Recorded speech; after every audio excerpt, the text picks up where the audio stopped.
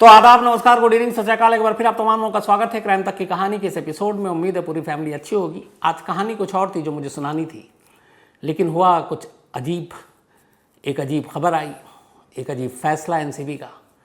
तो मुझे लगा उस फैसले के ज़रिए बहुत सारी चीज़ें जो हैं सिस्टम को लेकर, वो भी आप तक रखूँ और ये भी बताऊँ कि आखिर एनसीबी की चार्जशीट से शाहरुख खान के बेटे आर्यन खान का नाम और उनके साथ 5 और लोगों का नाम गायब क्यों हुआ, कैसे हुआ, क्या वजह रही, इसके पीछे कौन लोग हैं।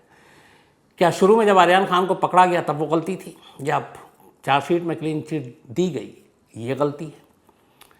अगर शुरू में सही था तो अब गलत है, अब गलत है तो शुरू का सही था। जिन अफसरों ने पकड़ा क्या वो गलत थे, गुनहगार थे, या जिन अफसरों ने क्लीन चिट छोड़ दिया वो गुनहगार है? और ऐसा हुआ क्यों? ये सारी चीज़ें आपके सामने रखूँगा। बस उससे पहले एक चीज़ आपको बता दूँ फिर से कि कुकू एफएम पर भी तमाम कहानियाँ आती हैं, हर तरह की कहानियाँ आती हैं, अलग अलग सब्जेक्ट पे कहानियाँ आती हैं, क्राइम से लेकर पॉलिटिक्स, इसके अलावा रहस्य, रोमांच, mystery, drama, action, biography, audio biography और क्राइम तक फैमिली के लिए क्राइम 50 भी है। तो डिस्क्रिप्शन पे लिंक भी है। कुकू एफएम पर भी जाकर आप अपनी मनपसंद कहानियाँ सुन सकते हैं, तो ज़रूर सुनिए। कुछ दिन पहले मैंने आपको एक कहानी सुनाई थी भोपाल के एक मेडिकल स्टूडेंट की। करीब 13 साल तक वो जेल में रहा। अपनी ही गर्लफ्रेंड के कत्ल का इल्ज़ाम था उस पर। एमबीबीएस फाइनल ईयर का स्टूडेंट था। एक ऐसी पिछड़ी जाति से आता था जिसमें कोई डॉक्टर बने तो पूरी बिरादरी, पूरे गांव, पूरे इलाके के लिए एक फ़ख्र और इज़्ज़त की बात होती। लेकिन उस फाइनल ईयर एग्ज़ाम से चंद महीने पहले उस लड़के को उसी की गर्लफ्रेंड के कत्ल के इल्ज़ाम में पुलिस पकड़ लेती है। इसके बाद अदालत में पेश करती है। लोअर कोर्ट फैसला सुनाती है और उम्र कैद की सज़ा दे देती है। इसके बाद वो जेल में पड़ा रहता है। हाई कोर्ट में इस फैसले को चैलेंज करता है। फैसला आते आते 13 लंबे साल बीत जाते हैं, 13 ईयर्स। 13 साल बाद हाई कोर्ट को लगता है कि इसके साथ नाइंसाफ़ी हुई है, कत्ल के कोई सबूत नहीं है। खामखा निचली अदालत ने और पुलिस ने ऐसा फैसला दिया कि एक शख्स की 13 साल की ज़िंदगी बर्बाद हो गई। 13 साल लंबी कैद के बाद वो इसी महीने जेल से छूट कर बाहर आया और पहली चीज़ उसने यही कही कि वो अपने बचे खुचे जो एमबीबीएस के फाइनल ईयर की पढ़ाई है वो पूरी कर इस एग्ज़ाम को पास करके डॉक्टर बनना चाहता है, ताकि जो माँ बाप को 13 सालों में ज़ख्म मिले वो थोड़ा सा कुछ कम हो जाए, मरहम का काम करे उसका डॉक्टर बनना। ये मैं इसलिए आपको बता रहा हूँ कि एक छोटी सी बात इसलिए है ये कि एक एग्ज़ाम्पल है। हमारे देश में कानून, अदालतें, पुलिस, जाँच एजेंसियों की अलग अलग इन्वेस्टिगेशन, ये सब क्या है?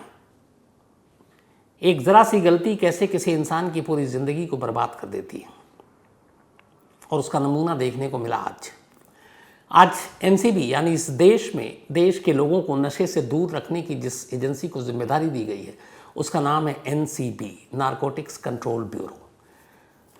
सुशांत रिया चक्रवर्ती के इससे पहले एनसीबी को शायद कोई जानता भी नहीं था, लेकिन उस वक्त रिया को लेकर ड्रग्स के सारे मामले आए, उसके बाद एनसीबी का नाम आया।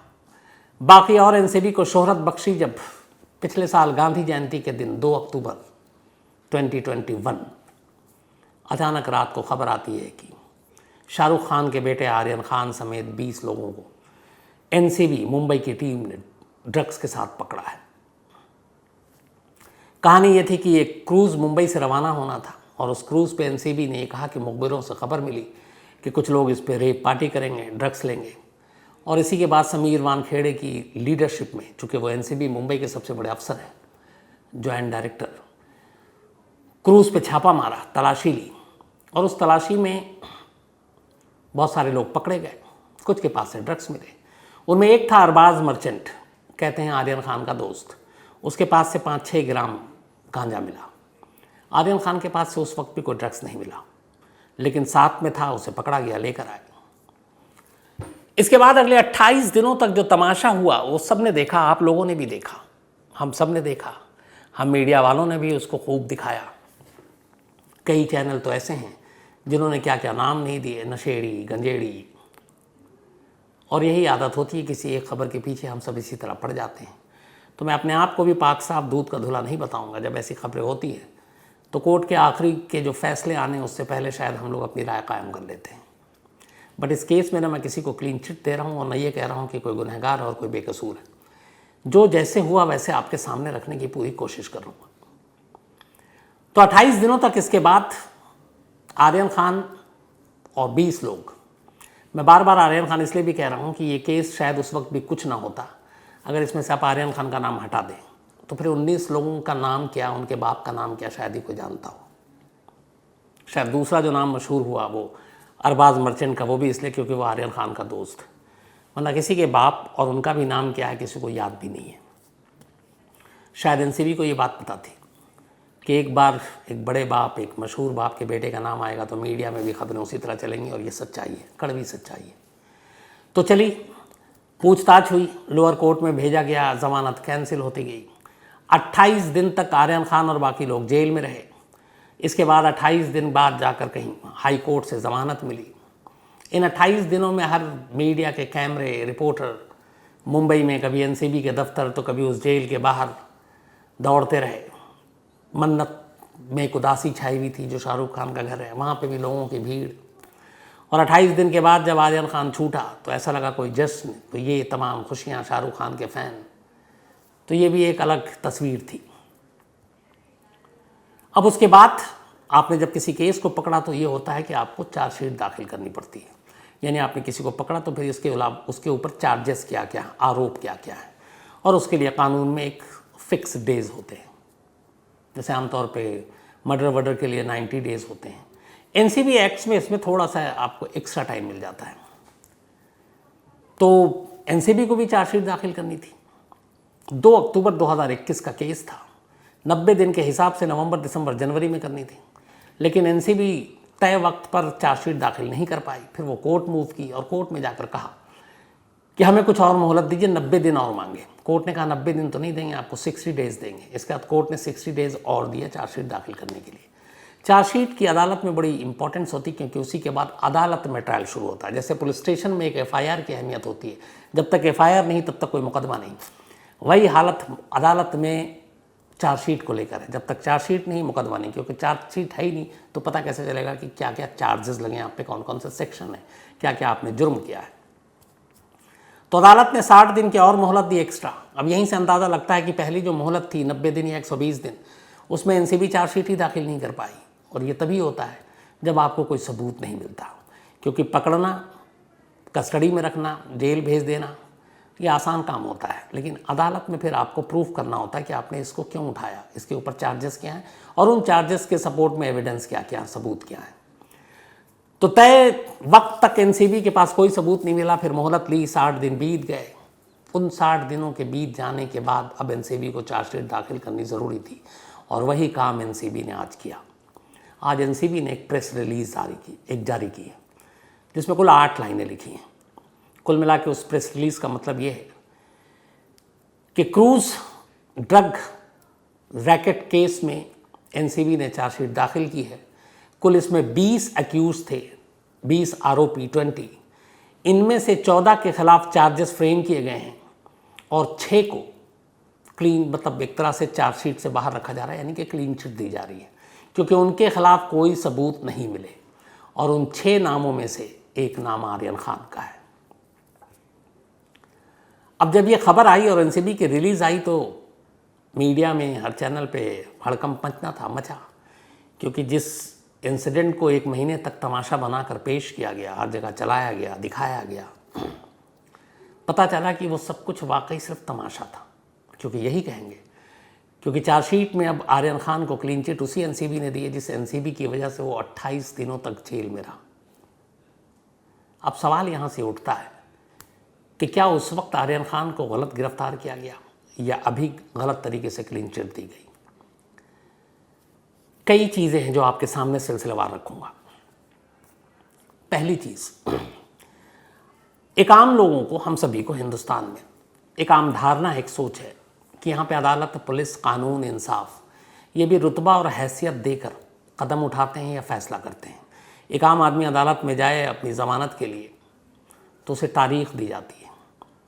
हाई कोर्ट में जाए तो कहा जाता है ठीक है आप इतने तारीख को आइए, लेकिन एक बड़ा आदमी अगर जाता है तो बैटरी ऑफ लायर्स, यानी कि वकीलों की पूरी फौज, बड़े बड़े महंगे वकील खड़े होते हैं, और फिर हाई कोर्ट में कितना भी काम हो उनको फटाफट टाइम दिया जाता है।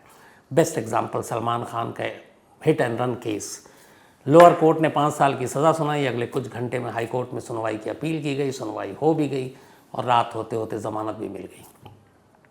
ये एक नहीं, ऐसे बहुत सारे एग्जाम्पल हैं। यही एक आम आदमी, एक आम हिंदुस्तानी जाए तो शायद ये मुमकिन ही नहीं है।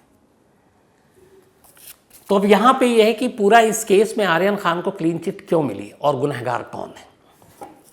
समीर वानखेड़े, आपको नाम याद होगा, मुंबई एनसीबी के जोनल डायरेक्टर, सबसे बड़े अफसर, और उनकी पूरी कहानी भी आपको बताई है। उनकी वाइफ खुद फिल्मों में काम कर चुकी हैं, एक गंगा जल फिल्म थी जो अजय देवगन की, उसमें काम कर चुकी हैं। और मुंबई में मशहूर है कि समीर वानखेड़े को फिल्म इंडस्ट्री से जुड़े लोग पसंद नहीं हैं। मेरी कई बार उनसे बात हुई, हालांकि वो इन चीज़ों से इनकार करते हैं, लेकिन कहते हैं कि इस मामले में शुरू से ही समीर वानखेड़े निशाने पर रहे। जिस तरीके से एनसीबी के दफ्तर में कस्टडी में एक तस्वीर याद होगी, एक गोसावी या कौन शख्स था जो बैठा हुआ कुर्सी पर, आर्यन खान बैठा हुआ, वो तस्वीर मोबाइल से ली गई थी और वो पहली तस्वीर थी आर्यन की गिरफ्तारी की जो पूरे देश ने दिखाया, मीडिया ने। तो लॉकअप में इस तरह से तस्वीर लेना, वहीं पे पहली उंगली उठी थी समीर वानखेड़े के खिलाफ, क्योंकि ये सुरक्षा का भी मामला था। और वो जिस शख्स ने फ़ोटो ली और जो शख्स फ़ोटो में दिख रहा था, उसके एनसीबी की उस दफ्तर में उस वक्त मौजूदगी अपने आप में सवाल खड़े कर रही थी कि एनसीबी का ये अफसर नहीं, बाहर का अफसर कैसे हो सकता है, वो किसी को नुकसान पहुंचा सकता है। क्योंकि पुलिस कस्टडी में किसी भी शख्स की सुरक्षा की जिम्मेदारी उन अफसरों और टीम की होती है जो उसे पकड़ती है। अब समीर वानखेड़े शुरू से निशाने पर थे, लेकिन उन्होंने कहा कि उनके पास पुख्ता सबूत है। धीरे धीरे सबूतों की बात आने लगी। जब अदालत में ज़मानत के लिए आर्यन खान को पेश किया गया तो ये शुरुआत में था कि शायद ज़मानत आसानी से मिल जाएगी। आपको याद होगा कई बार ज़मानत रिजेक्ट हुई और 28 दिन इसलिए जेल में रहना पड़ा। उसके बाद बॉम्बे हाई कोर्ट ने ज़मानत दी थी। तो वहाँ पे ज़मानत रोकने के लिए समीर वानखेड़े और उनकी टीम ने अदालत में एक सबूत रखा और कहा कि आर्यन खान का ये मोबाइल है और उस मोबाइल में कुछ व्हाट्सअप चैट मिले और उस व्हाट्सअप चैट से ये पता चलता है कि आर्यन खान का कनेक्शन सिर्फ इस मुंबई के क्रूज़ ड्रग्स के मामले में नहीं बल्कि इंटरनेशनल लेवल पर है। वो इंटरनेशनल ड्रग सिंडिकेट के साथ उसका लिंक है, उसका रिश्ता है, क्योंकि उस व्हाट्सअप चैट में ड्रग्स खरीदने और बेचने की बात हो रही है। अब ये इतना बड़ा सबूत था जो रखा गया एनसीबी की तरफ से कि उसमें ज़मानत मिलना मुश्किल हो गया, क्योंकि एनसीबी ने दलील दी कि इसी वजह से हमको इसको लिंक जोड़ने हैं और फिर इंटरनेशनल उस ड्रग सिंडिकेट को भी पकड़ना है। अब वो देश के सरहद से बाहर का मामला है, उसके लिए फिर आपको फॉरेन मिनिस्ट्री, इंटरपोल, बाकी चीज़ें देखनी होंगी। तो उसकी जांच के लिए हमें समय चाहिए, वक्त चाहिए पूछताछ के लिए, और इसीलिए आर्यन खान को ज़मानत नहीं मिलनी चाहिए। इस एक मोबाइल और इस एक व्हाट्सअप चैट की वजह से आर्यन खान की ज़मानत कैंसिल होती गई और आखिर में हाई कोर्ट ने दी, वो भी बड़े बड़े वकील जब पहुँचे वहाँ तक। अब सवाल ये है कि वो इंटरनेशनल ड्रग लिंक जो सिंडिकेट के साथ रिश्ता था वो कहाँ गया। वो इस चार्जशीट में अगर होता तो ये क्लीन चिट कहाँ से मिली। तो पहले आपको ये बता दूं कि एनसीबी ने क्लीन चिट देने के बाद सफाई किया थी। एनसीबी के डायरेक्टर जनरल ने क्या कहा, जो बात की है कैमरे पे उन्होंने, 3 ऐसे ग्राउंड थे शुरुआती, इसके अलावा भी हैं लेकिन मेन 3 बड़े ग्राउंड जिनकी वजह से आर्यन खान को क्लीन चिट दी गई। पहला, क्रूज पर जब आर्यन को पकड़ा गया तो आर्यन के साथ उसका दोस्त अरबाज मर्चेंट उसके साथ खड़ा हुआ था। तलाशी ली गई तो अरबाज खान के जूते से ड्रग्स मिला जो करीब 5 से 6 ग्राम गांजा, और उस गांजे की अपने यहाँ एनसीबी में अलग अलग कानून है। हमारे यहाँ जो नॉन बेलेबल है वो है करीब आप 1 किलो से ऊपर होता है तो कॉमर्शियल के उसमें आता है। एक कॉमर्शियल होता है, एक मिनिमम होता है और एक मीडियम होता है। तो गांजे की थोड़ी क्वांटिटी ज़्यादा हो तब ज़्यादा बड़ी सज़ा होती है। तो ये 5-6 ग्राम उतनी बड़ी मात्रा नहीं कही जा सकती, लेकिन आर्यन के पास से कोई ड्रग्स नहीं मिला। ये हम नहीं, ये एनसीबी की टीम ने कही। लेकिन उन्होंने कहा कि चूंकि अरबाज मर्चेंट दोस्त थे तो ये दोनों, एक के पास ड्रग था, लेना दोनों को था, यूज़ दोनों को करना था, और इसलिए इन दोनों को एक साथ पकड़ा गया। बाकी इसके अलावा और लोगों को पकड़ा गया। अब दोनों के बयान लिए गए। अरबाज खान ने अपने बयान में कहा कि ये ड्रग्स जो है ये मेरा है और ये आर्यन खान के यूज़ के लिए नहीं। ये चार्जशीट में लिखा हुआ है, जो भी मैं आपको बता रहा हूँ वो सब चार्जशीट का हिस्सा है। तो अरबाज के बयान ये थे कि ये ड्रग्स मेरा है, ये आर्यन खान के लिए नहीं है, ना उसके यूज़ के लिए। और अरबाज का ये बयान आर्यन खान के फेवर में गया। दूसरा, अरबाज ने ये बयान दिया कि जब मैं क्रूज़ पर ड्रग्स लेकर आया तो ये बात आर्यन को तब पता चली और उसने मुझसे कहा, और उसने पहले भी कहा था कि तू ड्रग्स लेकर क्रूज़ पर मत आना, क्योंकि आजकल एनसीबी की टीम भी एक्टिव रहती है। तो उसने मना किया था, ये भी चार्जशीट में लिखा है, लेकिन उसके बावजूद वो ड्रग्स लेकर आया। लेकिन अब उसका ये बयान कि आर्यन ने मना किया, और दूसरा कि आजकल एनसीबी बड़ी एक्टिव है, इस पर मेरा एक पर्सनल सवाल भी उठता है। एनसीबी के बारे में आमतौर पर वही लोग जानते हैं जो ड्रग्स लेते हैं या जिन्हें डर रहता है कि कहीं एनसीबी छापा ना मार दे। आम लोगों से जाकर पूछिए, खासतौर पर ये रिया चक्रवर्ती से पहले के एनसीबी का फुल फॉर्म भी किसी को नहीं मालूम था। तो यहाँ पर लेकिन आर्यन को इसका मतलब है कि एनसीबी की जानकारी है, लेकिन दूसरा जिसके पास से ड्रग्स मिला है उसने साफ साफ कहा कि इस ड्रग्स के बारे में उसे कोई जानकारी नहीं और मैं उसके यूज़ के लिए लाया नहीं। तो ये बयान आर्यन का, वो अरबाज का आर्यन के फेवर में गया, पहला, जिसकी वजह से उसके इस चार्जशीट से उसका नाम हटा और क्लीन चिट दी गई। दूसरा, जिसकी वजह से आर्यन बचा, जो मोबाइल फ़ोन था जिसको इंटरनेशनल ड्रग लिंक से जोड़ा उस वक्त समीर वानखेड़े और उनकी टीम ने, एनसीबी ने अपनी चार्जशीट में कहा है कि अरबाज का मोबाइल गलत तरीके से एनसीबी ने अपने कब्जे में लिया। एक प्रोसीजर होता है मोबाइल को जब्त करने का, बाकायदा वो मोबाइल जब जब्त होता है तो उस पर पेपर पे लिखा पढ़ी होती है और साइन होता है, टाइम होता है, डेट होता है कि इस वक्त हमने इससे ये मोबाइल अपने कब्जे में लिया, ताकि उसके बाद अगर उसमें आप कुछ व्हाट्सअप जोड़ें या उसमें कुछ डेटा का हेर फेर करें तो वो टाइम और डेट मैच किया जा सके कि ये इतने बजे, सपोज़ अगर मैंने 9 बजे रात को दिया है और 9:15 बजे सेम आज ही के दिन 27 मई उस पर एक नया कुछ ऐड होता है, इसका मतलब है ये पुलिस ने ऐड किया, क्योंकि 9 बजे तो पुलिस ने अपने कब्जे में ले लिया था। लेकिन आर्यन के मोबाइल को लेकर एनसीबी की टीम रखे रही और रिकॉर्ड पे था ही नहीं, और उसके बाद उन्होंने व्हाट्सअप चैट दिखाया। तो अब यहाँ पे ये भी हो सकता है कि ये व्हाट्सअप चैट उन्होंने बाद में खुद क्रिएट किया हो। लेकिन दूसरा, उस व्हाट्सअप चैट का जो लिंक था इंटरनेशनल ड्रग सिंडिकेट के साथ, वो इतना टाइम लेने के बावजूद एनसीबी कहीं इस्टेब्लिश नहीं कर पाई कि हाँ ये इस व्हाट्सअप चैट के साथ इस गैंग का लिंक है, वो कर नहीं पाई। दूसरा, बल्कि इसी में कि मोबाइल आपने गलत तरीके से लिया हुआ है तो कोर्ट में कहीं माना नहीं जाता, तो इस वजह से भी क्लीन चिट दी गई। ये दूसरा पॉइंट। और तीसरा सबसे इंपॉर्टेंट, एनसीबी ने खुद कहा कि उसे ये मालूम हुआ अपने मुखबिरों से कि इस क्रूज में ड्रग्स पार्टी होनी है और सब कुछ गोवा तक जाना है, ड्रग्स मिला है।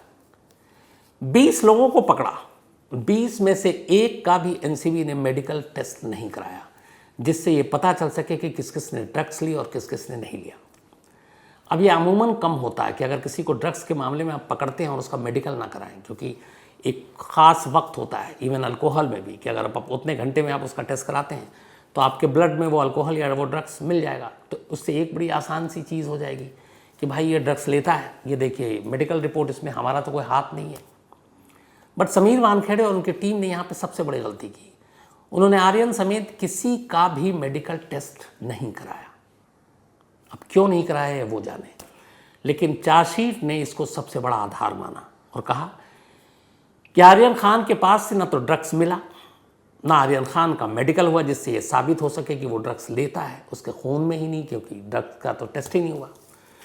तो फिर ज़मीन क्या है, आधार क्या है? और ये दो चीज़ सबसे बड़ी इंपॉर्टेंट थी। और तीसरी जो आपको बताई, अरबाज का बयान, जिसकी वजह से उसे क्लीन चिट दे दी गई। लेकिन क्लीन चिट देना सिर्फ इतना काफ़ी नहीं है। एनसीबी के डायरेक्टर और एनसीबी के अफसरों ने यह कहा कि इस पूरे मामले में एनसीबी की जो शुरुआती टीम थी उसने कई गलतियां की, जिसकी वजह से इन 6 लोगों को इस चार्जशीट से बाहर रखा गया है।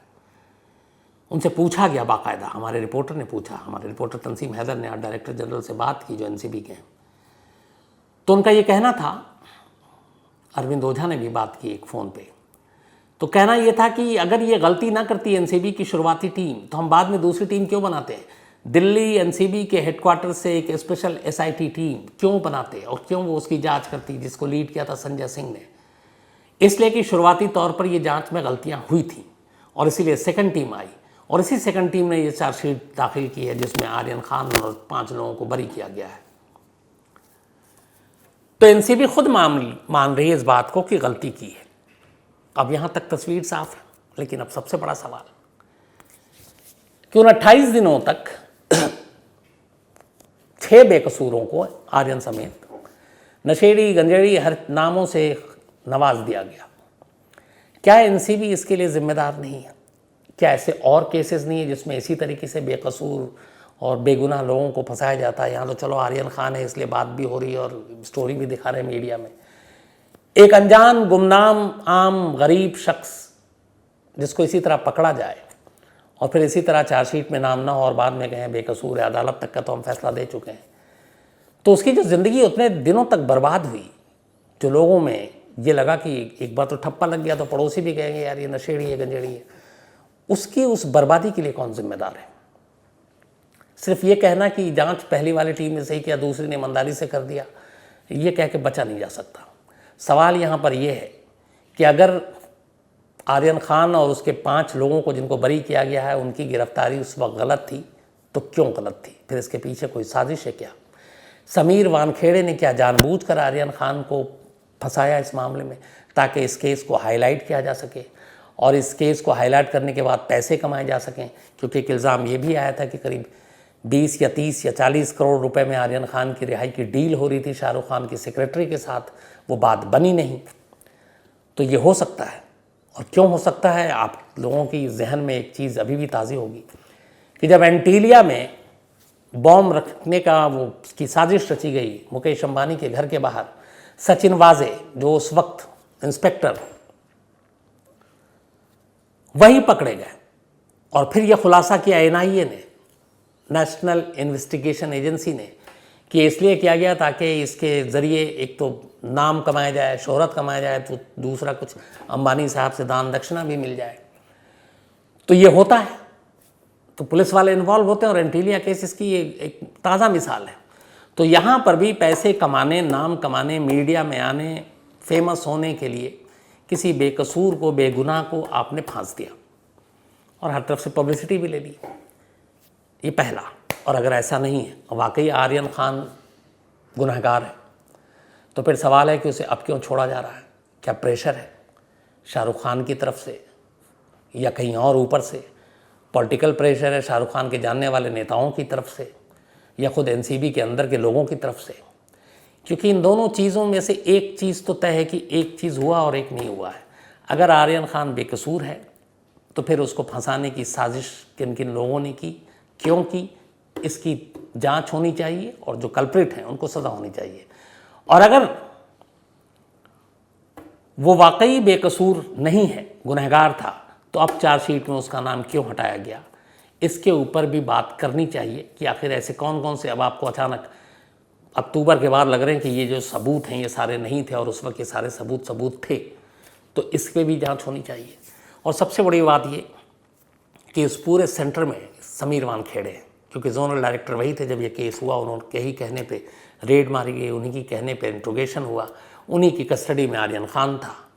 तो इसमें समीर वानखेड़े का क्या रोल था? क्योंकि आपको याद होगा इस केस के बाद महाराष्ट्र के मिनिस्टर नवाब मलिक, जो इस वक्त खुद जेल में है, करप्शन और जो अंडरवर्ल्ड लिंक है, जो मनी लॉन्ड्रिंग, उन सब के इल्ज़ाम में नवाब मलिक और समीर वानखेड़े के बीच एक जंग शुरू हुई थी सोशल मीडिया पर।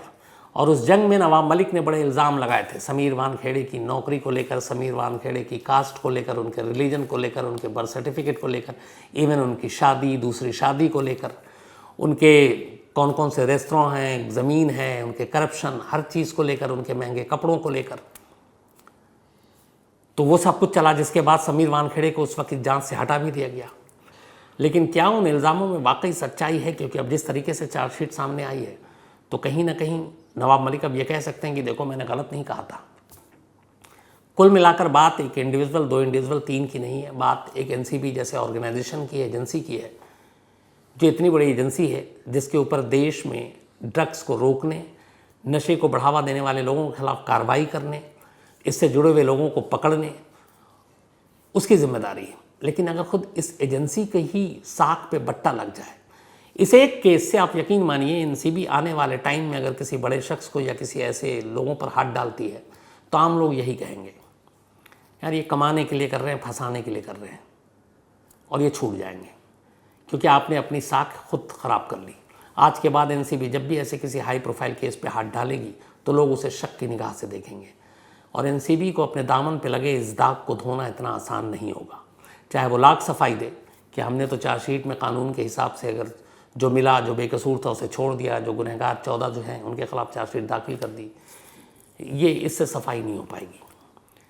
उनको देखना पड़ेगा और तय करना पड़ेगा, क्योंकि ये भी पहले भी कई बार मैं आप सबको ये बता चुका हूँ कि जब सुशांत और रिया केस हुआ था कितने लोगों की परेड कराई गई थी। बड़ी बड़ी हीरोइन एनसीबी के दफ्तर के चक्कर काट रही हैं। आज उन सब के 2 साल तो हो गए करीब। मैं खुद उस दौरान में लगातार मुंबई पे था, यही देखता रहता था हसरत भरी निगाहों से कि अभी दीपिका पाडुकोण, अभी नकुलप्रीत आई हैं, अभी वो और भी कई हीरोइन थी, सारा अली खान थी, शक्ति कपूर की जो बेटी वो थी, तो तमाम वहाँ परेड हो रहा था। लेकिन उन केसेस का क्या हुआ? कहाँ? जब इतने सारे हंगामा हुआ कि इन्होंने भी ड्रग्स लिया, इनके भी नाम आ रहे हैं, इनकी भी डायरी पे है, इनके ये है, इनका कनेक्शन ऐसा है, आज कहाँ है वो 2 साल से? कोई जेल भी नहीं गया, कोई ट्रायल का भी मतलब नहीं, चार्जशीट में भी कोई ऐसा नहीं कि किसी के खिलाफ संगीन।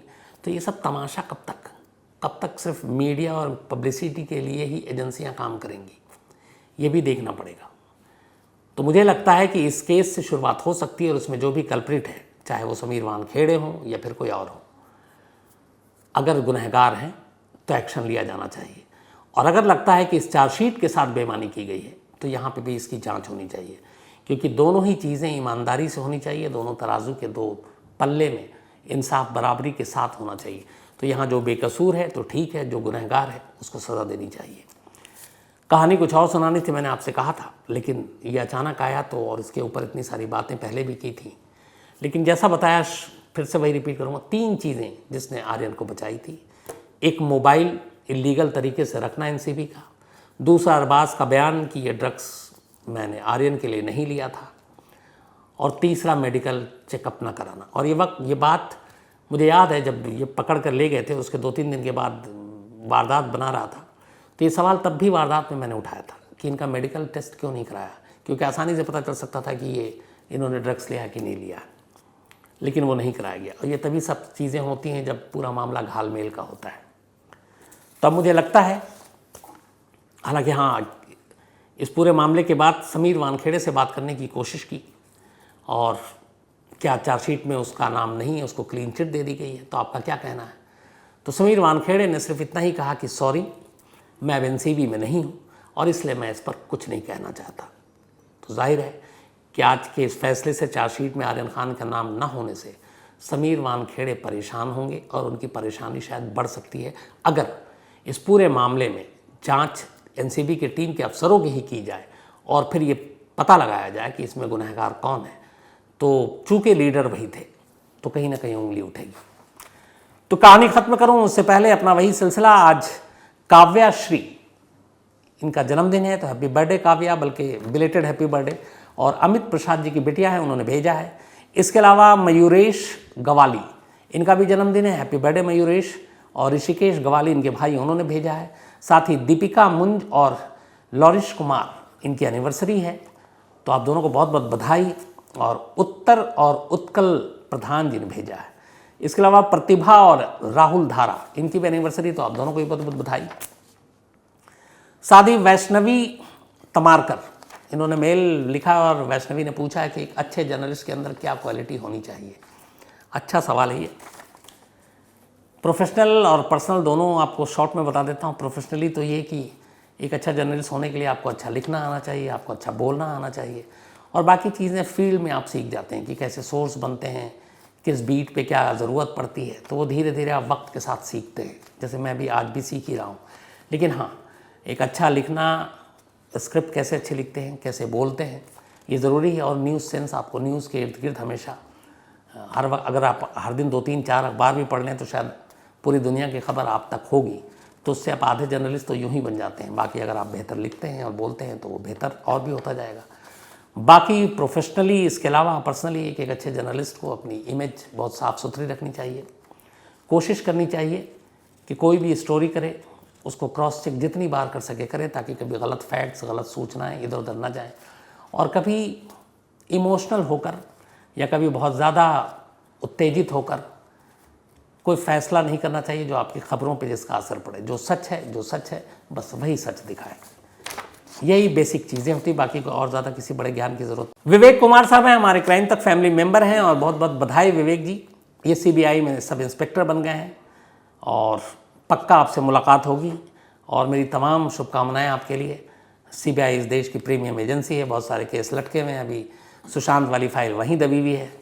तो आप CBI में जाइए, अच्छा काम कीजिए, ईमानदारी से काम कीजिए, देश का नाम रोशन कीजिए, और कभी कभी खबरें भी बताते रहिए, बस यही उम्मीद है आपसे।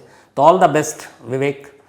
इसके अलावा अबू नसर अंसारी हैं, इन्होंने एक स्टोरी की फरमाइश की है। देव पटेल हैं, ग्रीष्मा केस सूरत वाली, तो उसमें कुछ नहीं है, उस लड़के को अभी आपको बताया था कुछ दिन पहले ही, फांसी की सज़ा जो है फास्ट ट्रैक कोर्ट ने सुनाई है। इसके अलावा यथार्थ सिंह हैं, और इन्होंने 7 मेडिकल स्टूडेंट्स की मौत हुई थी, उसमें एक इनके भाई थे, बड़े अफसोस की बात है। उसके बारे में पूरी डिटेल और वो जो भी इन्वेस्टिगेशन जानना चाहते हैं तो यथार्थ साहब मैं इसको पता करके आप तक ज़रूर पहुंचाऊंगा।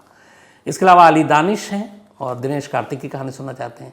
सुधीर दहिया हैं, और ब्रेड एंड बीन्स के नाम से इनकी एक कॉफ़ी शॉप है सोनीपत पर, और इन्होंने मुझे इनवाइट किया है। तो मैं कभी जब भी सोनीपत की तरफ से गुजरूंगा तो सुधीर दहिया साहब मैं पक्का आऊँगा इस bread and beans coffee shop पर, आपके साथ कॉफ़ी भी पीऊँगा।